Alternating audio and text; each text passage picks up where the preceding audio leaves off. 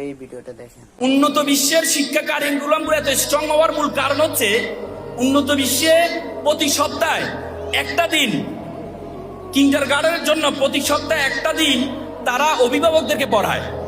কারণ আপনি অবাক হবেন যে অভিভাবকদেরকে কেন পড়ায়। তারা একটা দিন সন্তানকে, শিক্ষার্থীদেরকে পড়ায় 5 দিন, একদিন পড়ায় অভিভাবকদেরকে, আর আরেক দিন ছুটি থাকে। কেন একদিন পড়ায় জানেন? কারণ অভিভাবক, মনে রাখবেন, পরিবারের মা বাবা is the first teacher of the child. পিতা মাতা হচ্ছে একটা সন্তানের প্রথম শিক্ষক, আর family is the first university of the child.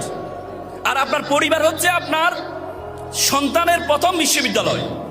একটা শিক্ষার্থী স্কুলে থাকে 3 থেকে 4 ঘন্টা, আর 19 থেকে 20 ঘন্টা একটা শিক্ষার্থী থাকে কোথায়?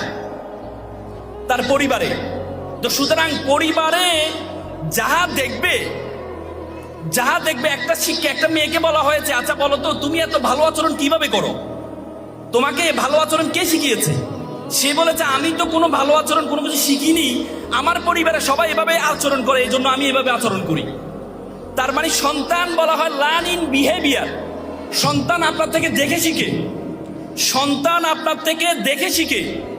এই জন্য সন্তান পরিবারে কতটুকু থাকবে, আপনি আপনার সন্তানকে, আমরা সবসময় বলি স্কুলে কি পড়ায় না, স্কুল পড়ানোর, স্কুলের পুরোপুরি স্কুলে পড়ানোর দায়িত্ব নয়, স্কুলে পথ দেখিয়ে দিবে, মূল পড়ানোর দায়িত্ব থাকবে হচ্ছে আপনার। একটা সন্তান পরিবারে কিভাবে অ্যাড্রেস করে, কিভাবে ব্যবহার করে, বলা হয় তাকে, আমরা বলি না যে আমাদের সন্তানটা এত দুষ্টামি কেন করে। বিজ্ঞান বলে আমাদের মাথার মধ্যে 200 বিলিয়ন নিউরন আছে।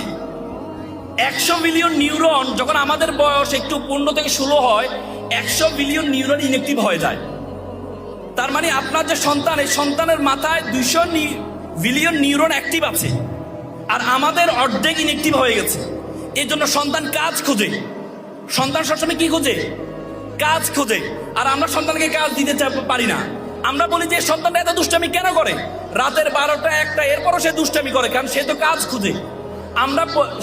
আমরা অভিভাবক যারা আছি, আমি সো ইনক্লুডিং মি, আমি সব বলছি আমরা আমাদেরকে সন্তানকে সময় দিতে পারি না। আজকে থেকে মনে রাখবেন, আমি একটা কোট এন্ড আনকোট করে একটা কথা বলি, আপনি আপনার সন্তানকে যতটুকু সময় বরাদ্দ করেছেন তার ডাবল সময় সন্তানকে দিবেন। আপনি সন্তানের জন্য যত টাকা খরচ করবেন সিদ্ধান্ত নিয়েছেন, তার অর্ধেক খরচ করবেন।